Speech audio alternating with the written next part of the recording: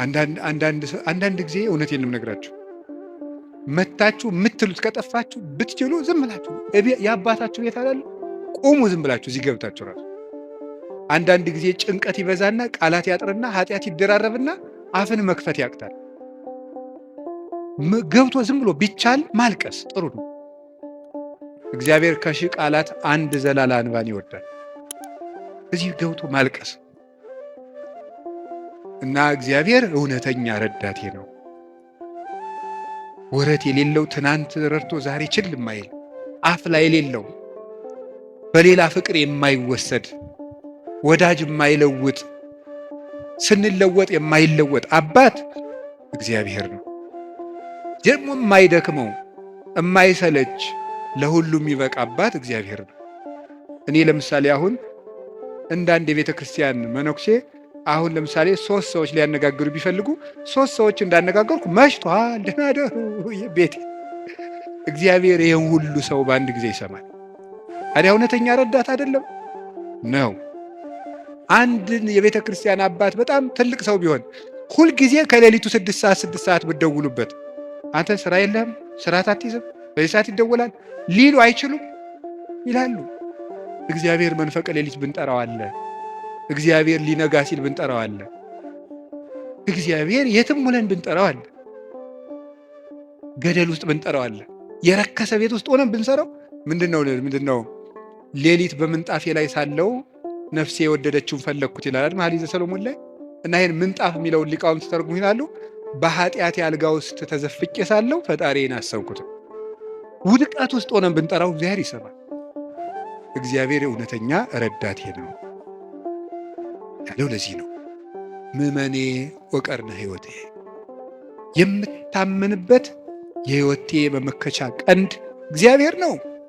ሶበ ጽዋይ ክወል እግዚአብሔር እድህንም ጸሬ፣ ፈጣሪ እግዚአብሔርን በጠራሁት ጊዜ ከጠላቶች እድናለሁ። ይህንን ይዞ ሰሎሞን የእግዚአብሔር ስም የጸና ግንብ ነው ይላል። መጠጊያ የእግዚአብሔር ስም ነው። የእግዚአብሔር ስም ሲጠራ እግዚአብሔር የሚል ስም ሲጠራ ምድርና ሰማያት ይደነግጣሉ። ኢየሱስ የሚል ስም ሲጠራ ምድርና ሰማያት ይደነግጣሉ። ፊልጵስዩስ ምዕራፍ 2 ላይ አለላቸው ከመለስሙ ለእግዚእነ ኢየሱስ ክርስቶስ ይስግድ ኩሉ ብርክ ዘውስተ ሰማይ ወዘውስተ ምድር ወዘበታሕት ያለ ምድር። ለኢየሱስ ክርስቶስ ስም በሰማይና በምድር ከሰማይ በላይና ከምድር በታች ያለ ጉልበት ሁሉ ሊንበረከክ ይገባል። ለአንድ መነኩሴ ገዳም ሲገባ ከሚሰጠው ትምህርት አንዱ የኢየሱስ ክርስቶስን ስም መላልሰ መጥራትን አታቋርጥ ነው የሚባለው። የኢየሱስ ክርስቶስን ስም ኢየሱስ ክርስቶስ ጌታዬ ኢየሱስ ክርስቶስ ወይ ማረኝ ብዙ ቀን እናገራለሁ። እንዲህ ኢየሱስ ክርስቶስ የሚለው ስም ዝም ብሎ የሚቀር ስም አይደለም። ዲያብሎስ የሚፈራው ኢየሱስ የሚለውን ገና ሳይጨርሰው ቅዱስ እንጦንስ ነበር የከበቡት አጋንንት የተበተኑት። በገድለ ቅዱስ እንጦንስ እንደተጻፈ ክርስቶስ ኢየሱስ አማኑኤል እግዚአብሔር ብሎ መጥራት ዝም ብሎ አይደለም፣ በፍቅር ጥሩት፣ ጉልበት ይሆናቸዋል። ስለዚህ ጉልበቴ ሆይ እወድሃለሁ ያለው ከዚህ የተነሳ ነው። የእግዚአብሔርን ስም በጠራሁት ጊዜ ከጠላቶች እድናለሁ። ፈሪ አትሁኑ፣ ጠንቋይ አትሁኑ። ውሸታም ነው ጠንቋይ፣ አትፍሩ። ምናልባት እደግምባችኋለሁ ምናምን ቢል ምንም አትፍሩ።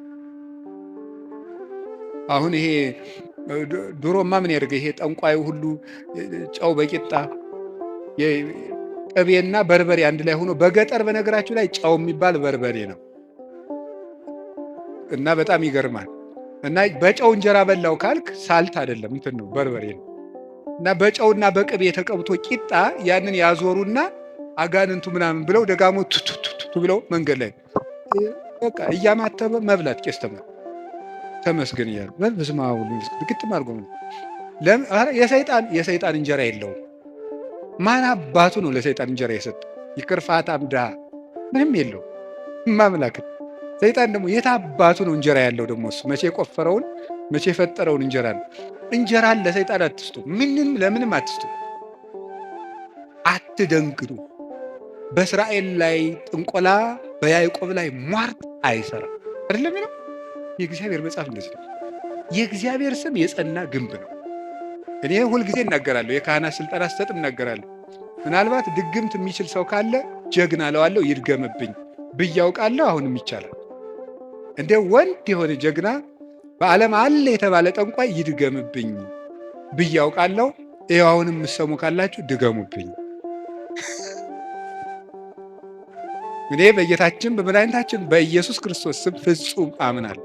ምግባሬ ከሰው ድሃ ሊሆን ይችላል። በክርስቶስ ስም ግን ቀልድ የለም። ስሙን በስመ አብ ወወልድ ወመንፈስ ቅዱስ በጠራሁት ጊዜ ውዬ ባድር አንዳች እንደማይዞረኝ አምናለሁ። እውነቴን ልነግራችሁ። አሁን እኔ ሰው በጫማ ይደገምበታል በምናምን ይችላል። እኔ ጫማዬን ትቼው ነው የምመጣው፣ ውጭ ትቼው ነው የምገባ። መድገም ይቻላል። 4 ነጥብ። ምንም አልሆነም። እናቱ ድንግል ማርያም ለእኔ መጠጊያዬ ናት። በእናትነቱ ምንም ቢሆን ከእሷ አቅፍ እጠጋለሁ። እንደዛ ከሆነ ደግሞ ምንም ሊሆን አልችልም። ስለዚህ አባ ጊዮርጊስ የተናገረው ሁልጊዜ የምወደው ቃል አለ። ለመኮነ ሰማይ መድሄ ወምድርኒ ማይረጸ እመተጣበቁ ለሐሪጾቴ ምንተ እንከ ይረስዩኒ ለማ አንቲ ምስሌ። ሰማይ መጅ ምድር ወፍጮ ሆነው አጣብቀው ቢፈጩኝ አንቺ ከኔ ጋር ከሆንሽ ምን ይሆናል? ኦግዝቴ ቅድስት ድንግል ማርያም ዘበብራይስጢ ማርያም፣ በብራይስጢ ማርያም የምትባይ እመቤቴ ቅድስት ድንግል ማርያም ሆይ ለመወልድኪ አፍቀረኒ መኑ ይጸልአኒ። ልጅሽ ከወደደኝ ማን ይጠላኛል? ፀሐይ ይሴብሐኒ ወወርኅ ይባርከኒ ወከዋክብት ይቀድሱኒ። ልጅሽ ከወደደኝ ፀሐይ ይዘምርልኛል፣ ጨረቃም ያመሰግነኛል፣ ከዋክብት ይዘምሩልኛል። በእኔ ላይ ማንም በጠላትነት መነሳት አይችልም ይላል አባ ጊዮርጊስ። ልጅሽ ከጠላኝ ግን ማን ይወደኛል ብሏል። ሰውን ልላችሁ የፈለግኩት ፈሪ አትኑ። ጠንቋዩን ይሄ ምናምናም ውሸታውን እንደዚህ የሚለውን አትስሙት። በደግም ባለው ማንም ድሪቶ የፈለገውን ቢያይ ፈሪ አትሆኑ። በሙሉ ልቤ የማምነውን ኢየሱስ ክርስቶስን እንዲህ ይናገራለሁ፣ እውነቴንም ነው። ስለዚህ እግዚአብሔር የምዋጋበት የደህንነት ቀንድ በሬ በቀንዱ እንደሚጠበቀው እኔ በእግዚአብሔር ተጠብቄ እኖራለሁ። ደግሞ እኔና እናንተን የመሰሉ ኃጣንም ደግሞ አሉ። ማርያም ግብፃዊት አለች። ኢየሩሳሌም ስትሄድ በግብፅ አመንዝራ ኢየሩሳሌም ስትሄድ ደግሞ የምታመነዝርባቸው ወንዶች ልታገኝ ነው ሄደችው። ሰዎች ኢየሩሳሌም ሊሳለሙ ሲሄዱ መርከቡ ውስጥ መሳፈሪያ ሳንቲም አልያዝኩም፣ ክፈይ፣ አልከፍልም፣ እኔ ከፍላለሁ እንዴ፣ ከፈለግ ከኔ ጋር ተኛ እያለች ሰውነቷን ለመርከብ ዋጋ የምትሸጥ ሰው ነበረች። እሷ ሰው ሁሉ ወደ መቅደሱ ሲገባ ደጅ ላይ ያለ ስዕል ግን እሷን ይገፋት ጀመር በኃይል። ቆማ ስታለቅስ የእመቤታችን ስዕል አየቻት። ወደ መሐሪው ልጅሽ ንገሪልኝ አለች።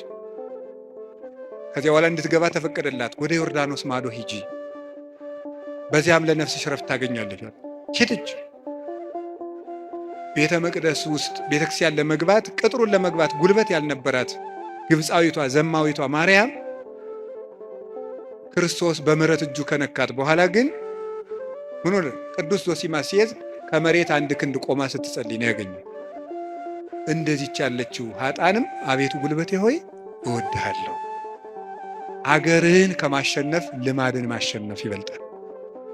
ክፋትን ቆርጦ መጣል ከባድ ነው።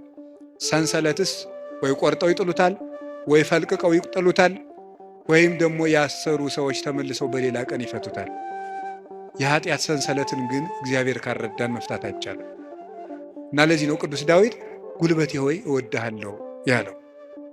ለንስሐም ጉልበታችን እግዚአብሔር ነው፣ ለንጽህናም ጉልበታችን እግዚአብሔር ነው፣ ለእውቀትም ጉልበት እግዚአብሔር ነው። የእውቀት ኃይል የሚባለው እሱ ነው። እውቀት ባዶውን ሲነገር ኃይል የለውም።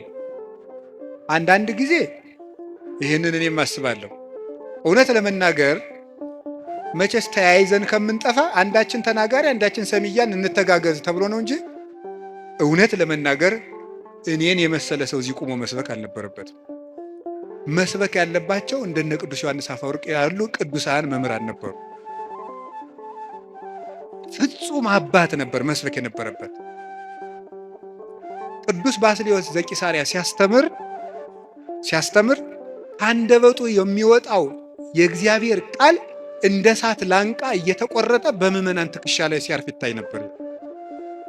ቃሉ ከመነገሩ የሰሚዎቹ መለወጥ ይቀድማል። ይሄ የእውቀት ኃይል ነው። እውቀት ኃይል የሚያገኘው አብዝተው ስላጠኑት ብቻ ሳይሆን እግዚአብሔር አብሮ ሲቆም ነው። እና እውነቴን ልንገራችሁ፣ አብዝታችሁ ጸልዩልን፣ ቆመን እንዳናበላሽ እንዳንጠፋም፣ የምንናገረው ኃይልም እየመጣ በእናንተ ላይ እንዲለውጥ፣ ብቻችን እንዳንቆም፣ እግዚአብሔር አብሮን እንዲቆም